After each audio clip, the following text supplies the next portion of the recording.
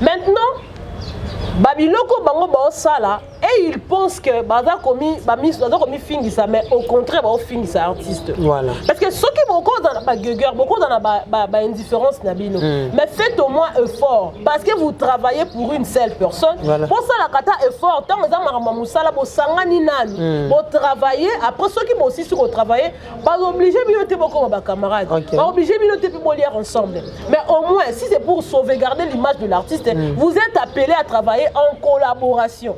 Boyebi que tokoloba o tokokene tokokena ba langage dispersé te. Parce que na bango kutu mutu ba na katia bureau artiste na ngam na libanda je peux pas me permettre yo tenir ba discours oyo ngamo na bi que ton no lo bango et créer ba problème. Parce que surtout bito zoa Tracy Eleza qui évoque la raison il y a santé. Na mutu lo ba makambo ba visa, je préfère Tracy Eleza parce que il a utilisé quand même un langage diplomatique. Voilà. Parce que peu importe problème de visa.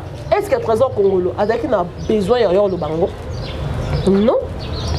A besoin de bango. Les politologues. Donc, puisque il y a beaucoup de producteurs à l'obité, puisque ça peut c'est logique. Mais moi, je pense que Tracy et les Trésor Congolo, sachez que vous travaillez pour le terrain, il y a Moutoumoko.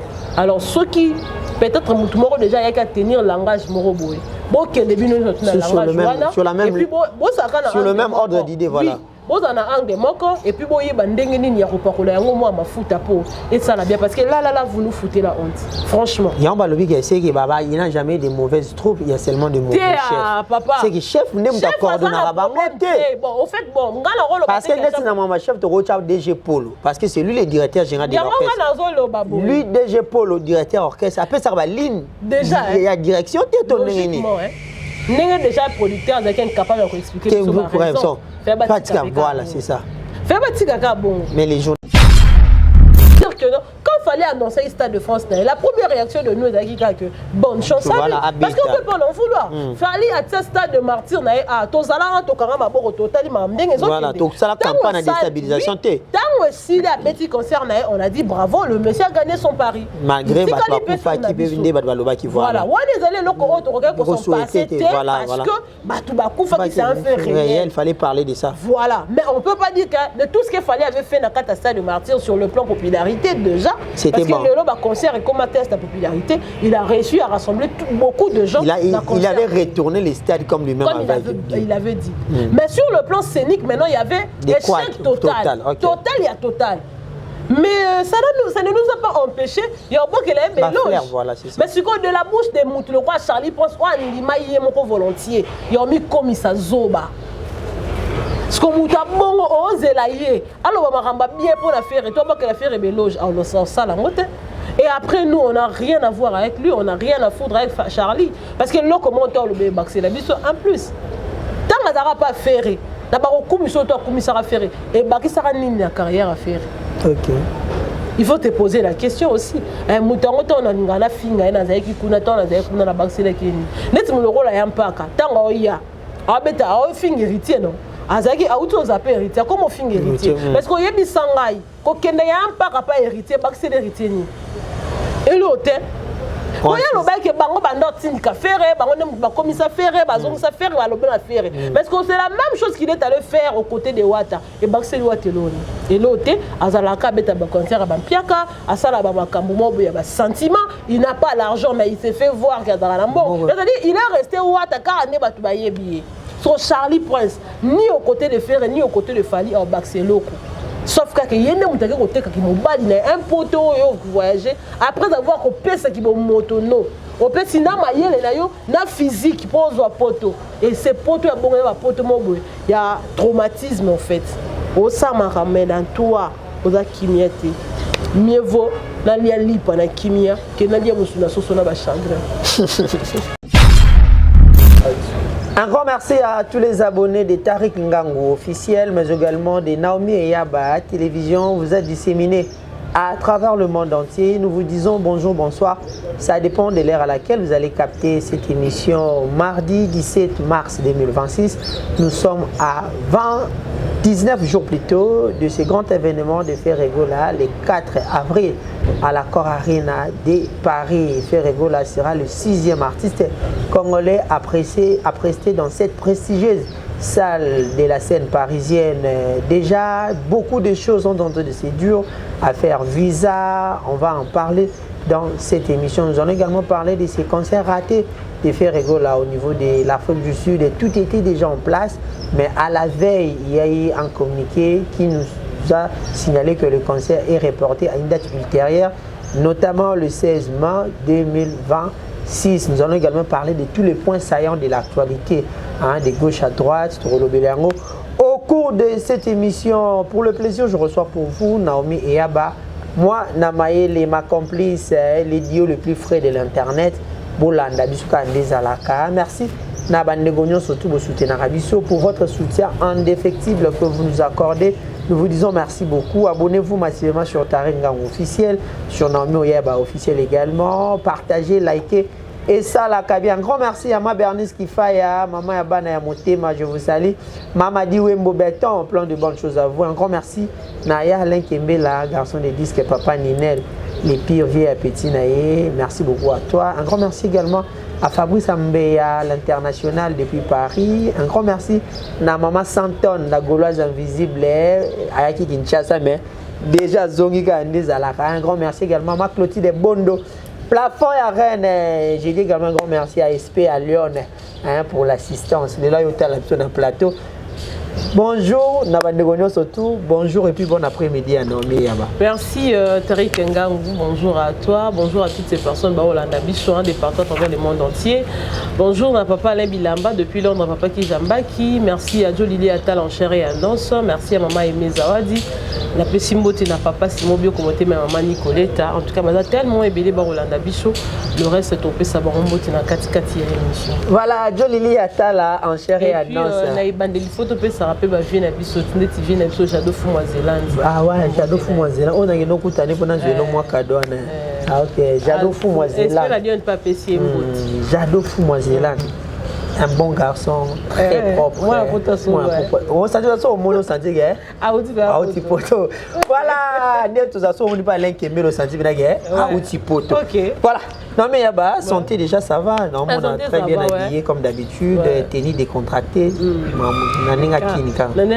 Ça na bamo et tout, ça dépend. Il y a climat de M open de tola là. Donc somo ya makasi oti ba foulard ba nini otoka toka. Et ça qui toroté ba comme quoi ça rato la pomme. Voilà. Non mais Yaba, c'est la question que je commence avec toutes les émissions. D'une manière générale, quel est le résumé que tu fais par rapport à l'évolution de la culture Yambo Cannabis en ce net moment?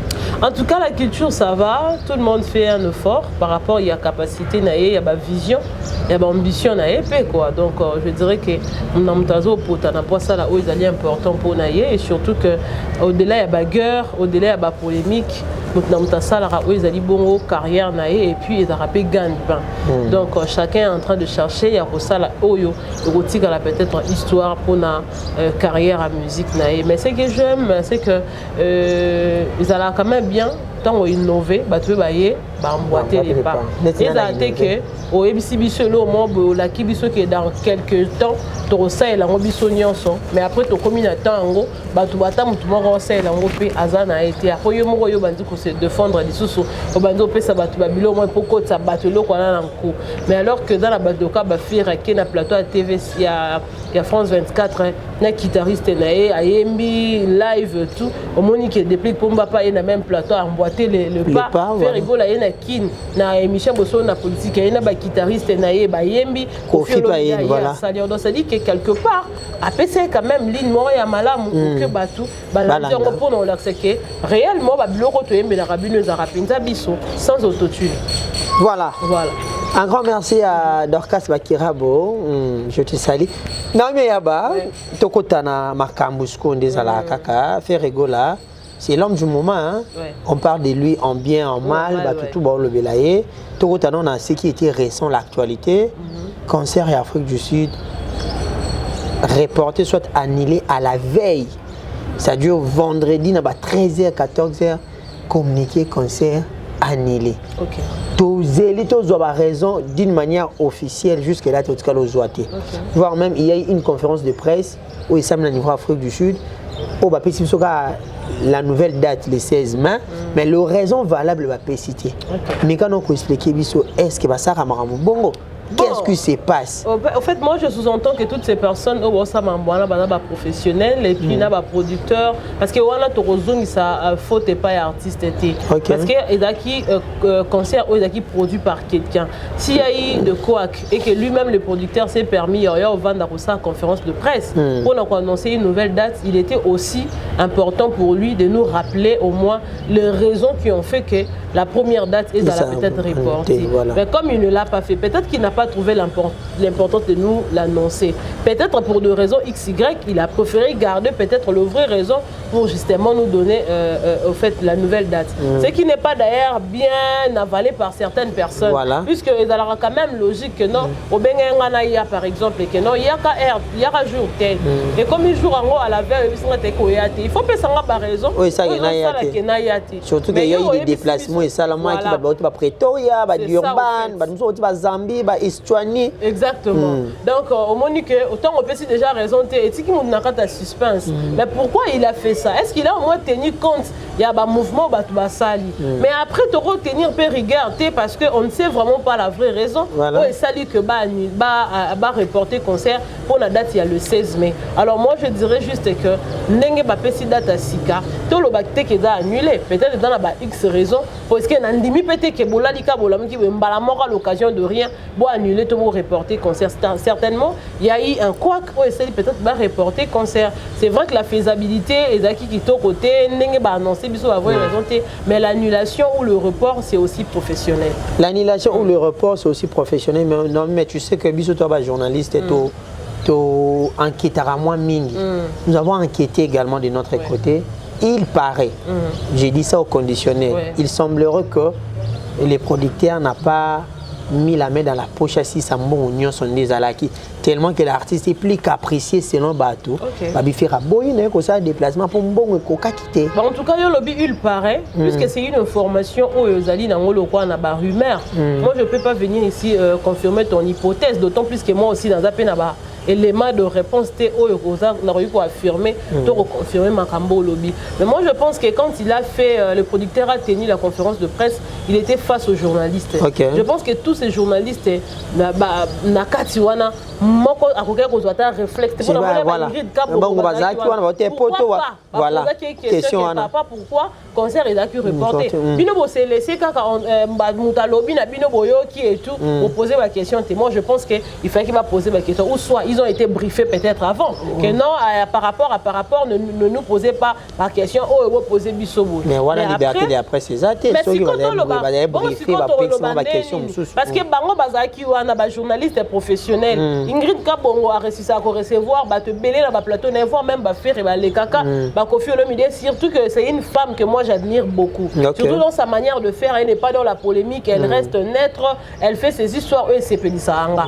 Alors bazaki wana face au producteur ou à des côtés une conférence de presse. Alors Ezaki occasion il y a bien reposé ma question pourquoi concert est reporté. Alors ngana koyate pona lobake non makambu batu bazo lobake artiste azaka apprécié aboyi koya et tout yangwana concert et bétamité. Je peux pas dire ça parce que je pense que bazo qui quand même ton na bango ya solo ya signer ba accord. Si tel était le cas, c'est que banga ba résoudre en déjà bien avant puisque ça pété que ba billet comme était ba billet comme donc ils auraient fini déjà tout après faire égaux la salle de placement là.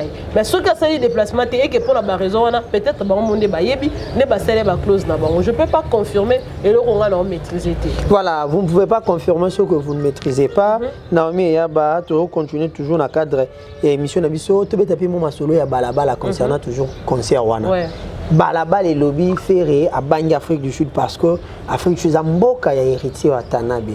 Bata mbongo ba contrôler South Africa na minito baza ba spiritas pour ne pas citer ba comme on a bango. On peut toujours faire pas en bisika moussa au banga parce que héritier soit Fali a fort côté wana. Héritier avait aussi annoncé son concert Voilà. Siko batango ya mbongo ngo pour ninte ba bima pour ba la biso pe nguma ya elo kwa héritier parce que faire annoncer qui héritier pas annoncer qui mais natika lo yo ka nguma ya concert ngo héritier na yo ki ngo te biso to mona nde ba golo bazo sa promotion bazo yamba ba tout tara ba yambina les défenseurs c'est-à-dire qu'il n'est qu'un simple fan. Ok. Il y a un prince d'Angola, il y a un musicien au sein de l'orchestre. Mais il y a héritier, il y a un différent héritier par rapport à nous. Alors, héritier net par rapport à nous, il y a musique, il y a popularité. Pour ceux qui héritent à Batambon au 5, est-ce que Batambon au 5, ça sert à 200 personnes? Bon, ça va bien. Bon, ça va bien quand ils sont bio, Kabel Mouta, on est en courage en Sorolaya. Ou est-ce quoi, ah, bah, ça va spinter, bah, zui, bah, tu n'as pas de chang, bah, y'en a pas, bah, zoi, bah, tu n'as pas, bah, kota concert. Par contre, bah, Gaulois, il y a Tchangou, Balonga, Tchangou, Tina, Stade Martin, ma Corona marche. Nous t'attendons là, Bango ça. C'est pour dire que, au cas où sommes babillés, mais nous toutefois, on a courage. Il y a relâche à Bilamba, Sokoli pa yotala. Donc c'est comme ça. Pour nous doit l'ongwalanda kunaye, à Sokola Mai, à Lati Bilamba, c'est qu'alinga quoi considérer quoi. Pourquoi sommes babillés, pas quoi kabele billet, mais déjà le fait qu'à foutre les transports pour comme abisika au concert ezali, c'est-à-dire qu'il a en considération, il a déjà dépensé. Voilà. Alors si il y a héritier angona, batonga mbongo, ba kenka ko bambana kuna, faire dans nato bang héritier, t'as bang héritier par rapport à quoi? Héritier goga Trump. Ya wapi? En plus, le spiritus va zalater. Moi, quand je vous disais que le spiritus va zalater, il y a un temps librement, le spiritus ne nous voit pas. Bon, non, ça t'aime. Ah, il y a un peu de bimao, le balabino que non. Le spiritus va zalater. Des fois, quand tu n'as pas de kabele à $300, on a battant tout ça là. On t'a kabele à héritier. Parce que Golo a fait et il m'a kabele un pack à mon côté. Mais un pack à chaque fin du mois, il percevait l'argent pour payer les loyers, malgré le fait qu'il dormait la tinelle à l'opang là-bas. Mais chaque fin du mois, bandé qu'on soit mbongo, il y a fout à loyer et pas Gaulois. Les Gaulois, bandé qu'on l'a tissé. Gaulois, iPhone. Alors, spiritus en bazar. Bon, ça en Afrique du Sud. Même spiritus, alors pourquoi pas l'andara héritier dans le concert? Toi, tu penses que toutes ces personnes qui concert, il y a fait, c'est déplacé pour le concert, il y a Afrique du Sud. Où t'es qu'à Afrique du Sud? Il y a aussi des gens qui ont quitté d'autres pays. Batumsu ba utebe ba Zambie, ba Zaki, batumsu ba utebe ba Zimbabwe, ba quitter parce que ba yeba quelque affaire. Maintenant pourquoi les spiritas d'héritiers Bazoara tenté à se déplacer pour suivre héritier ici là qui doit mettre à concert. Il ne fait que des pierres comme tu comment battre record en pierre le quoi il n'a compris Il ne fait que des pierres que nos banques héritiers. Voilà. Non mais on va clore avec ces sujets à concert Afrique du Sud, mais d'abord reprocher le bureau de Ferré. Okay. Le bureau de Ferré a été toujours pointé du doigt. À chaque fois désordre, mal entouré, boué. Tout le monde Tracy Eleza, qui s'est dit presse présidentielle, à la TV, il a avancé des raisons où il s'est dit que le concert allait annuler. Lui, il a été clair à l'objet. La santé de l'artiste n'a pas permis à ce qu'artiste acquis d'Afrique du Sud. Ce qui est d'ailleurs logique. Ce qui est logique. De l'autre côté, tout le monde est chargé de communication. Trésor Congolo. Il n'est pas à l'objet. Or que c'est déplacé pour l'Afrique du Sud suite au dossier administratif. Finalement, surtout, il travaille au sein de l'orchestre, au côté presse présidentielle, au côté chargé de communication, qui dit vrai, qui dit faux. Bon, au Moni, Tariq, personnellement, ça me fait très mal. Parce que le dossier au fer a mal entouré, tous on en a trop. Voilà. Et quand ça beaucoup de et que tu as image à bureau faire été. Et à faire ébouer à cause de Babiloko. Ce n'est pas pour rien que le ministère il y a communication et médias. Quand on parle du ministère il y a communication et médias, c'est que presque dans la carte quoi, nous sommes voilà. Donc c'est-à-dire communication, marketing, presse, relations publiques. Et les locaux ils travaillent d'arrache-pied. Donc bazali entité au travailler surtout ensemble. Pour que ensemble va se mettre d'accord sur un point et puis va communiquer. Et marketeur, il y a zarana pour na kolamba. Alambi communicateur à servir. Tout journaliste, on va se servir na relais entre au fait l'artiste et son public voilà. Après sa mission information. Maintenant Babiloko bango ba sala et il pense que baza commis fingisa mais au contraire ba fingisa artiste. Voilà. Parce que ceux qui beaucoup dans ba gueugeur, beaucoup dans ba indifférence nabino. Mais faites au moins effort parce que vous travaillez pour une seule personne. Voilà. Pour ça la kata effort tant que za musala bo sangani nani. Pour travailler après ceux qui vont aussi sur travailler, pas obligé biloter beaucoup ba camarades. Pas obligé biloter pour lire ensemble. Mais au moins si c'est pour sauvegarder l'image de l'artiste, vous êtes appelé à travailler en collaboration. boyebi que tokoloba o tokokende ba langage dispersé te parce que na bango kutu mutu ba na kati ya bureau ngo artiste na ngam na libanda je peux pas me permettre yo tenir ba discours oyo ngamo na yebi que tono loba ngo et créer ba problème parce que surtout bito zwa Tracy Eleza qui évoque la raison il y a santé na mutu loba makambo ba visa je préfère Tracy Eleza parce que il a utilisé quand même un langage diplomatique voilà parce que peu importe problème de visa est-ce que Trésor Congolo a besoin de le bango non a besoin de bango les politologues donc puisque il y a beaucoup de producteurs à l'obité puisque so peut tobito kende bien biso de cartes comment Luka on dirait to yeba raté ko dispatcher ba rôle voilà mais logiquement quand un producteur organise son concert c'est lui qui est censé coller la maraba visa normalement les arabongo ceux qui producteurs adana adobet artiste makambo ni sote tali démarche administrative au visa et à la kana charge à producteur mais biso l'autre comme ça artiste ben incapable artiste ben incrédible pourquoi parce que a vu visa juste parce que c'est son nom mais en réalité muto ada censé qu'on a des visa et ça makambo ya producteur mais maintenant là que Trésor Congolo tanga hier le ba mission ba ju ba visite et tout les gens ne verront pas que des producteurs ba mon nanani faire surtout que faire m'a visé coller dans voilà. Et du coup bah tout ba yo le baké faire ebo à un certain moment il faut quand même avoir un langage diplomatique. Je connais il y avait une fille azaka nommée je crois secrétaire na kati ya ministère na biso moko ce qui portefeuille était entre portefeuille budget to finance. Moi si wana ezaki na problème on dit ba kutana na ngo ba kenda na ebité chose d'aka na affaires étrangères mais azaki ka retravailler au sein du ministère moko ba kenda ka mama bo na libanda mboka tant ya kei ba propos ya tenaka on dirait sepeli sara gouvernement alors tant waye ba ebisaka a démissionner a démissionné, a suspension et tout. Mais quand elle a démissionné, alors que non, n'a démissionné parce qu'on m'a poussé de démissionner. Alors j'ai démissionné pour des raisons de convenance personnelle. C'est-à-dire que c'est un langage diplomatique cherchant à sauver quand même l'image du gouvernement. C'est ça, dans les communicateurs, il y a Moutou. Dans les médias, pour au nom d'une personne, il faut savoir tenir des langages diplomatiques de manière à ce que l'image de la personne autour défendre et dans la sauvegarde. On peut dire que tous ces gens-là ne connaissent pas leur rôle.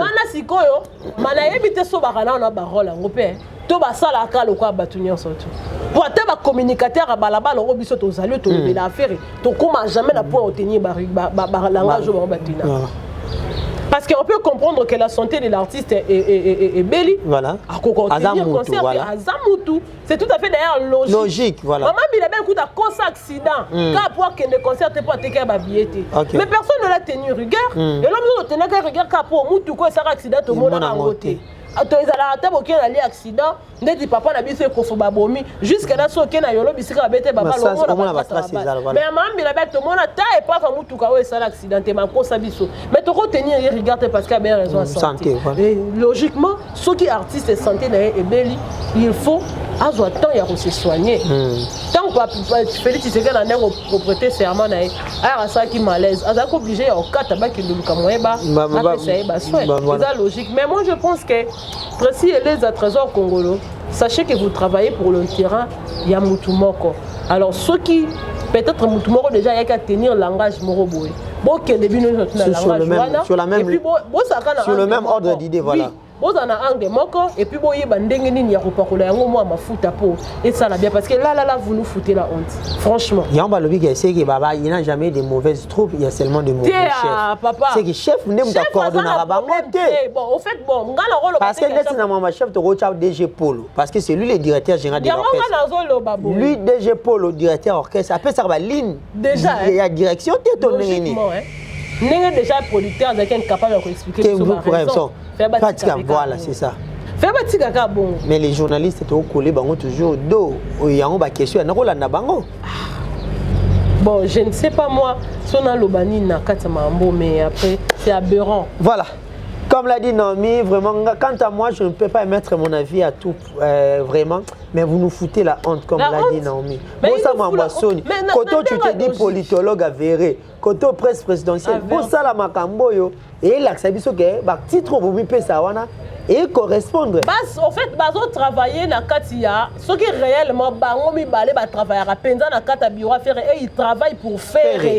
bozwaka temps hein bon c'est bon nalandaka Tracy et les habits que Trésor Congolais c'est mon vieux je n'ai aucun problème contre lui comme tu n'as aucun problème contre lui prenez au moins le temps il y a au solo la kate pour attendre la conseil de rédaction pe ezalaka oui ezanga conseil ezalaka bozwaka peut-être to yo sala conseil bato musubi va se réunir en plénière bon du temps ya préparer lo nino beaucoup que ça soit vrai ou faux mais toyebi quand même que bana langage moko bozala na la mère Mende Ombalanga na mboko yo comme étant chargé à communication porte-parole du gouvernement en aucun cas la mère Mende atikala ko sopa Kabila asala ngote toye atwana muya ya nyonso tu ezalaka rumeur babomie kofo o rumeur donc yenga zana ti lo daka muya ya nyonso amoko c'est la population makam donc c'est dit que ça quand même on a pour laver image ya gouvernement pendant que tout est que vérité za le ko la yo lobby vérité za wana ngalo kwa na émission on pose obligé on dit ma on ngana lobby pour ngane na mta boîte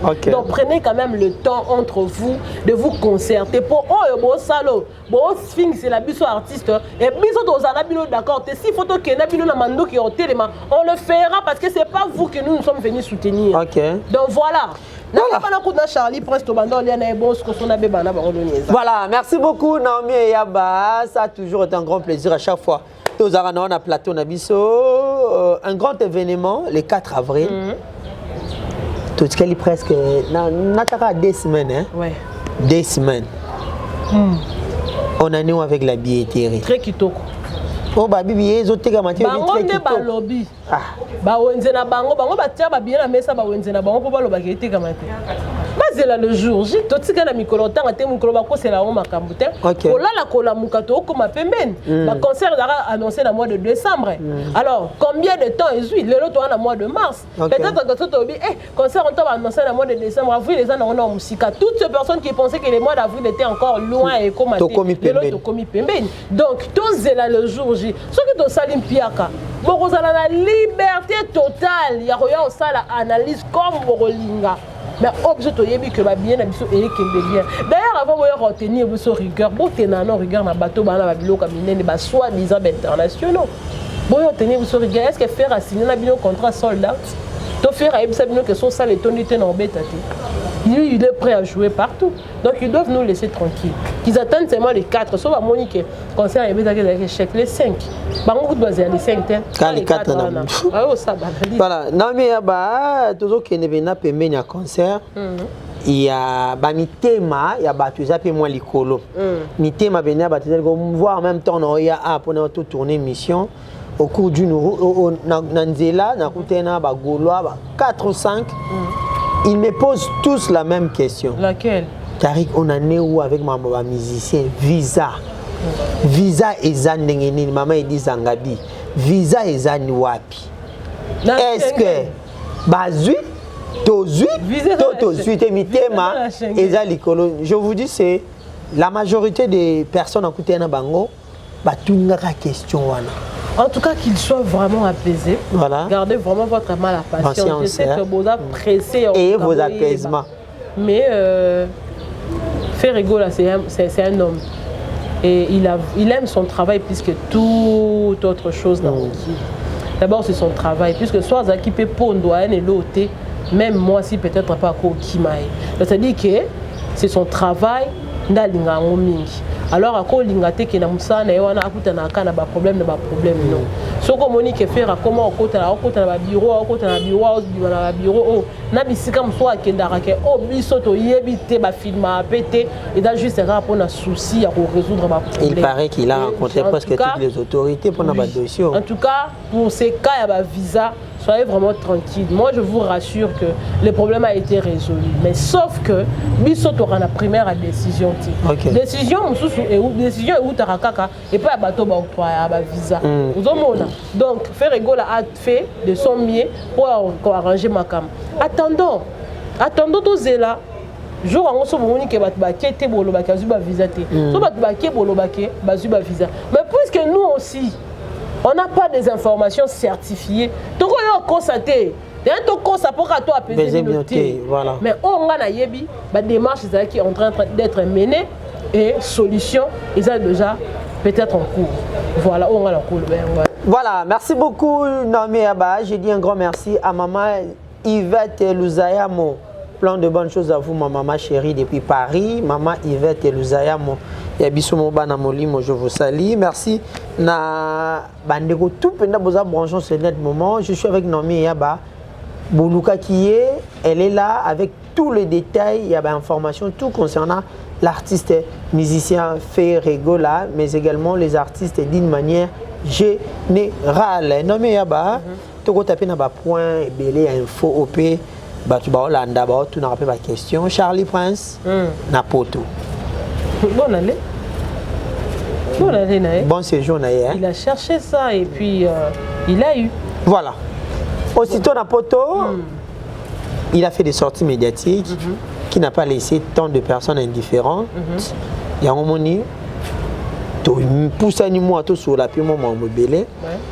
il a parlé des artistes et musiciens, Ferré, Fali, ainsi de suite, voire même Kofi. On lui pose une question, tu as dit tu vas commencer à faire la chronique Ferré. C'est-à-dire tu vas commencer à parler toujours de Ferré. Est-ce que tu as alors même na boxe sozo beta mutu trop akomi peme na okufa arbitre kataka basenga banda selon yé tellement qu'il a malmené déjà Ferré 3 moni moyen ont malmené sous Ferré ils a été pour na Ferré déjà poli 3 bêtiers trop. Ali boma kizengi na bato ba poser ki ba question na plateau ba rande mo luka bango tout ba ka ba. Je vous dis les plateaux qui composés dans 3 personnes, il y avait une dame, Marc Tabou et puis Charlie Prince. C'est la dame qui a voulu rester professionnelle dans la question mon penda persistante. Mais Charles Tabou comme on est Marc Tabou, lui il était de la même cage que Charlie. La lobby boy. Marc Tabou, na Charlie Prince, so ba vandi ba cette émission. Vous assure que ma question est faite, ba opposant bientôt ba répondre bien. Déjà il y a mon Marc Tabou tant on poser question, on peut ça une partie des réponses. À d'autres ça da attitude da mutu que il faut to finga, il faut to tumba. Parce que muta bongo c'est la réponse ni bi na munora Charlie Prince. Et bi makake de sotis. Pourtant on la question rebeti mutu trop comme peut maintenant. De pas banda finga faire. Ayoka da faire à lobana. Ayoka da faire à Taeka. Il y a mon mutabande ko luka poto na ye dans la monika ju visa ya moi dosette pourtant il y a qui ko na plateau na mutu na biso alinga prison mingi comme ena Jakindala tant ba ya ko vendre sika mo la plateau Jakindala mutando pesa ba biloko lobande ko poser ba question na ko inciter ye que ça la bozongi sabo est-ce que yoka ke golo to de faire il s'est senti lui-même aussi en insécurité voilà pourquoi il a laissé parce que aye bien que on ba bête que a wana Kinshasa à cause de le sous plus Napoto. Que Napoto. Dans Napoto, personne va gola va jouer bête. OK. Charlie pose Napoto tambolata. Kwani. Oh, papa, yo kanti batu, et alors nzoko nzoko so suit a bossa na muta suiti. A otika na kanda na jusqu'à mukolo zo. Dans quoi ces apoto pe bête Charlie. Et bête donc à sa zardé na écoute tout. Tant malo bakena son même na box so beti mutu trop a comme peme na kufa fotika bête faire nini faire a kufina nini po ya tigini. Ça n'a pas de sens. Moi, personnellement, Nazarana sonne la place. Parce qu'à son âge, à quoi qu'on se permettre de qu'on s'ala mambo à sala. Parce que, et si m'a été au fait. Kimukala âge, on a plus de ça, Moukala qui n'a. C'est pas mauvais. Et on a battu sous ce pays, ils ont travaillé le lot aux côtés de Tshisekedi. Ce sont de grandes personnes. Mais il travaille quand même avec lui parce que Essenga a travaillé. Mais cela ne veut pas dire que tant qu'il y a d'autres travaillés, tout le monde à côté à Moutoumou. On comme Kizengi parce que Charlie prend son soin à commander Kizengi. Alors Charlie prend son Zémaramba bien bima. On est de réflexion à bon, il faut pour comparer à ma box. Ça n'a rien à voir. On lui pose une question sur les événements internationaux au niveau de Poto. Stade de France a fallu pour pas. Il était d'accord. Accord à rien à Biwani avait venu Zangatina. De la bouche d'une personne qui ne t'aime pas, n'attend pas que Babilo soit élogé Bima. Il ne le fera pas. Okay. Et puis, on a une différence, c'est que nous, on est intelligent et puis on est conscient, on est loyal. Rationnel également. Oui, on est rationnel. Donc, quand il s'agit d'un bien, on est salami au côté Fali, on va applaudir. Voilà. On va dire que non. Quand il fallait annoncer le Stade de France, la première réaction de nous est que bonne chance à lui. Parce qu'on ne peut pas en vouloir. Il fallait à ce Stade de Martyr, Tozala, Tokarama, Total, voilà, donc ça la campagne de déstabilisation. Tant aussi la petite concert, on a dit bravo, le monsieur a gagné son pari. Malgré Batoufa qui peut venir, Batouba qui voit. Voilà, on est allé là pour son passé, parce que Batouba qui s'est un fait réel. Il fallait parler de ça. Voilà, mais on ne peut pas dire que de tout ce qu'il fallait avait fait dans le Stade de Martyr sur le plan popularité déjà. Parce que le concert et comme test de popularité, il a réussi à rassembler beaucoup de gens. Il avait retourné les stades comme lui-même il avait dit. Mais sur le plan scénique, maintenant il y avait échec total. Total, il y a total. Mais ça ne nous a pas empêché. Il y a beaucoup qui l'a voilà, mais c'est que de la bouche des moutons, le roi Charlie pense qu'il y a mon volontiers. Il y a mis comme ça zoba. Ce qu'on m'a bon osé la yé. Alors on m'a bien pour la faire et toi que la faire est mélange. On sent ça la motte. Et après nous on n'a rien à voir avec lui, on n'a rien à foutre avec Charlie parce que là comment on le bébé c'est la mission en plus. Tant qu'on n'a pas faire. D'abord, commission toi commissaire à faire et baki sera nini la carrière à faire. OK. Il faut te poser la question aussi. Mouton on a ngana finga na zaiki kuna tona zaiki kuna la baksele kini. Net mu rôle ya mpaka. Tango ya. Abeta o finga héritier non. Azaki auto zape héritier comment finga héritier parce que yebi sangai ko kende ya mpaka pas héritier baksele héritier ni. Et l'autre Oya lo ba ke bango bando tindika faire bango ne ba commissaire faire bazongo sa faire ba lo bela faire parce que c'est la même chose qu'il est allé faire aux côtés de Wata et Baxeli Wateloni et l'autre azalaka beta ba concert ba mpiaka asala ba makambo mobo ya ba sentiment il n'a pas l'argent mais il s'est fait voir qu'il y a dans la mbo c'est-à-dire il est resté Wata car ne ba to ba yebi so Charlie Prince ni aux côtés de Ferre ni aux côtés de Fali au Baxeloko. Sauf que il y a des gens qui m'ont bali un poteau qui voyager après avoir coupé ce qui m'ont motono. Au peut si na maïe na physique pose un poteau et ces poteaux bon un poteau il y a traumatisme en fait. Au ça m'a ramène en toi aux akimiété. Mieux vaut la lia lipa na kimia que na lia musuna soso na ba chagrin. Voilà, non mais on va parler des divers également. Tu l'as cité ici Yampaka. Yampaka alongwe la team Wata bebanina bata la team alobi Rita Fox à la musique a organiser komi maintenant na comité et ça biloko sikate da to yoka ngo to yebi eza bongo bagola bolimbise to limbise pour na nini so abia zonga a zonga ngo za poubelle so on a besoin au koma azala golwa ba to la fiche d'adhésion té. OK Chacun vient au coma peut-être gaulois na ba sentiment na ye moko ayebe loko nini oyo asa nini ayela si ko neti mutu lokola Yampaka so kaza na posa koma azonga gaulois déjà ça ene gaulois atala longwa ne gaulois atala longwa gaulois te ane gaulois mais si ko le problème ezaka ke modèle ya kendela kana artiste ndela ba sentiment ya tsaka yango ndesque comme lokola barrière à vie na ye a kotati pour na gaulois moko te a yamba e ya ngala loba na batu boy okozala d'accord tena mutu mais fais un effort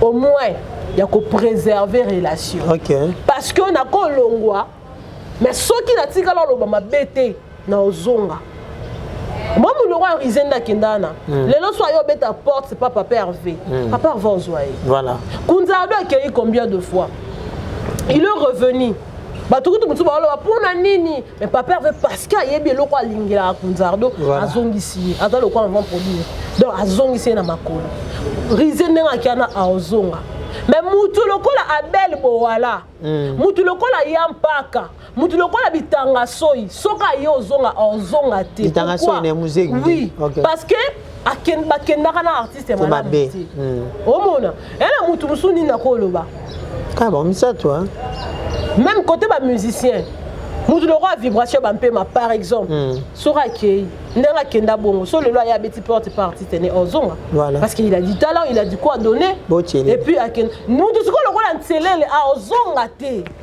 voilà oto comprendre ozonga te mutu lokola garçon oyo babenga kenani Yorobo azonga te Yorobo swag te Yorobo odaki nani mami azonga te pourquoi parce que comme à niveau lobaka obeta artiste donc ozonga te parce que yango na lobaka peu importe le problème quel que soit niveau ya ténère ya kanda quelque chose d'accord tena mutu yaya kanga ka muno faut pas agir sous l'émotion voilà pour a besoin lobi ya mutu wana parce que bisiko ko kende ko simba to ye manze mo se bande te ya tango ye manze mo se bande e faut comme lobela tango na kenda ki wana ko kende na ngana sima na lobela na kende ki o se bande na mizonge mais moi c'est na tanga zongi ayebi que ba ko accorder ata moi bénéfice ya pardon parce que alobaka te agisaka te yango azonga voilà. Nami yaba. La bazongi net, net. Net. D'ailleurs, banda peut pas wazer quoi. Ici quand on que le kala wazer quoi pour la ndundu. Biso to zalaka te. Bazala pas wazer quoi, azonga na efunda. Wazer quoi ça sur l'orchestre. Abia communiquer pas l'ombongo. Non. Yaba.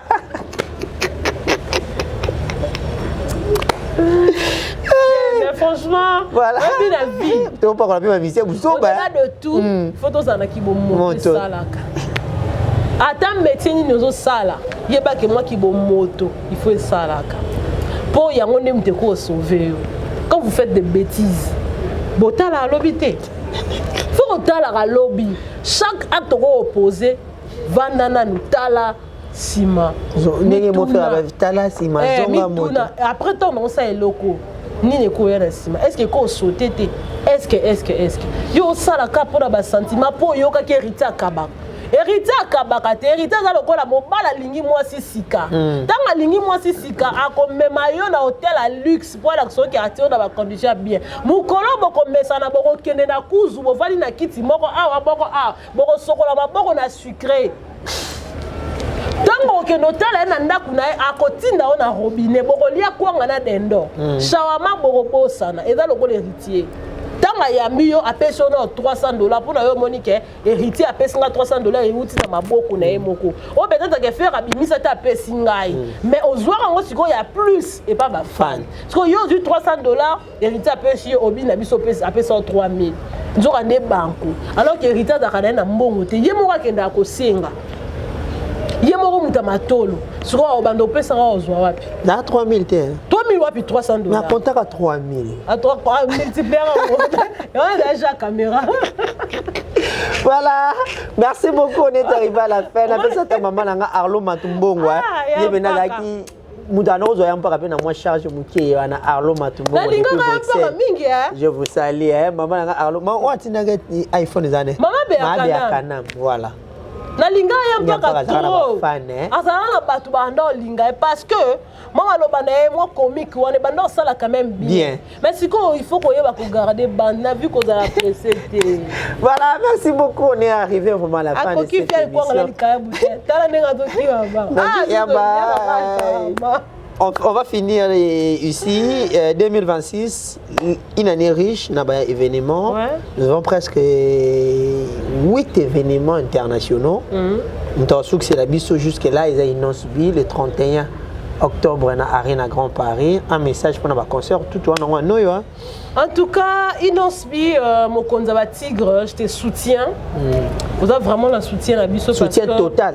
Inosbi a jeune autant à bandi biso tout au monde, à bandi na ba Vodacom best of the best et à Kerina États-Unis ici quand il y a encadrement à même bandi konaye. En tout cas, Inosbi a maël à même bandi konaye ba kei ba formation ensemble les lo ba sale lo na bango et azo continuer la musique naie dans le bon.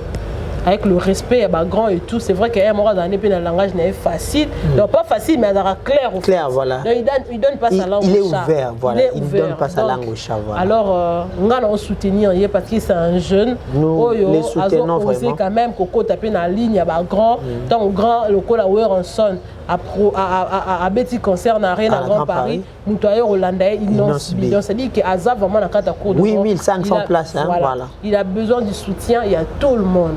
Alors nous te soutenons aussi. Ça la promotion ma casse ça la et ça la bien. Et puis pour le reste de gens, bah bonne chance na bango parce que c'est la culture de notre pays. Mais bon l'accès ma casse na bino. Faut pas manger piment dans la bouche de quelqu'un. Manger piment dans vos propres bouches. Si vous êtes capable de mettre un zénith au tiki. Vous êtes capable de mettre ce qui n'était au tiki air et ango.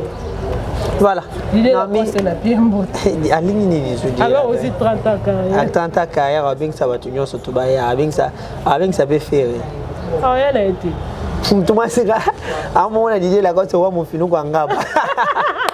La seule na ma forme pe et très quand toko ai bi difference ça ya pembe mais na mo wa mufili kwa so mufili kwa ngaba nga azokogana batu nyonso boendeni kasi bato ba mela vite koto balobi onye mambili ya belle bamsu ba bi onye odile manzaka bamsu on est gel chaud donc baté mufili kwa ngaba tu ressemble à tout le monde pourquoi tu vas dans la classe boko ba mela vite na pesa ba mbote to si ça Jolie ata la chair non ça ata la biso Jolie ata la chair non Napesi merci comme ça à mon partenaire anonyme depuis quelque part. Big salutations à mon ami Patoche. Patoche, je te sais. Patoche, comment les soutiens? Azana elo bito so la gabi singa bina okima po anini yozo so na mutu appelle mso yo Patoche ana na ya. La ngona boy ba na bisinga ya. Mama ka mona ko boy obenga o yango. Kama na Patoche. Patoche nana baza bien moko. Bien bena moko na ngana communion na message mais na communion ce qu'on a na TV. J'ai besoin d'un billet à Accor Arena. OK. Toi sur la privée, je te dirai quoi faire avec ces billets. OK. D'accord, merci beaucoup à Imam Ismaël Monganza, merci à maman Béa Kanam, merci comme ça à maman Laurentine Elo, la maman ABDZN. Un grand merci à toutes les mamans au Basouté Narabiso, maman Bernice Kifa et maman Bernice Mbombo, maman Madi M, maman Madi Wembo. En tout cas, vous avez maman maman Ange Moulamos. La PC Bambote, la PC Bambote na Fabrice Mbeya. Papa Fabrice Mbeya, Papa Fabrice Mbeya. L'international. L'international. La PC Mbote a trop. Papa Alain Kembela, garçon de disque. Papa na Ninel. La PC Mbote, papa na Ninel. En tout cas, je vous aime beaucoup, mais Bobo Sanate. Il fallait que je le dise même au début de l'émission. Dossier, moi, Marcel. François Moupenda. Oyo, il faut pas ça la intervention. Jusque-là, 3 personnes vont réagir. En tout cas, réagissez et ça la biso bien. Mukie tozanango, tokoksa la biso montango. Balobi la mystique a fourminde, on arrive, il y a pour rassembler ma grande chose. En tout cas, na osé la appel na bino ba opérer moi na biso nzambe a pambo la bino. Voilà, merci beaucoup. Voilà, ça n'est fini pour aujourd'hui. C'est un grand plaisir pour moi, Tariq Ngango, de recevoir pour vous Naomi Yaba, moi na Maele. On a parlé de tous les points saillants de l'actualité, les informations d'une manière générale. Restez branchés sur Naomi Yaba officiel, sur Tariq Ngango officiel également, pour vous signaler que ce 29 mars, c'est mon anniversaire. Tout bolinga Tariq, le 29, tout ce qu'il y a combien de jours? Le 12, hein? Et le 17. Le 17. Le 17, dans 9 jours, c'est mon anniversaire. Hein? Anniversaire dans Nizoya, tout bolinga dans 9 jours. Dans 11 jours, dans 12 jours, c'est mon anniversaire. 12. Voilà, tout le monde a cadeau souhait, ça va bien. Maman Yvette Louzaya, mon plan de bonnes choses à vous, maman. Merci Nabino surtout. Maman Santon, la Gauloise invisible, et maman Clotilde Bondo. Hein? Plafond à Rennes, je te salue. Merci Nabino surtout. On se voit prochainement. Espérons de tourner.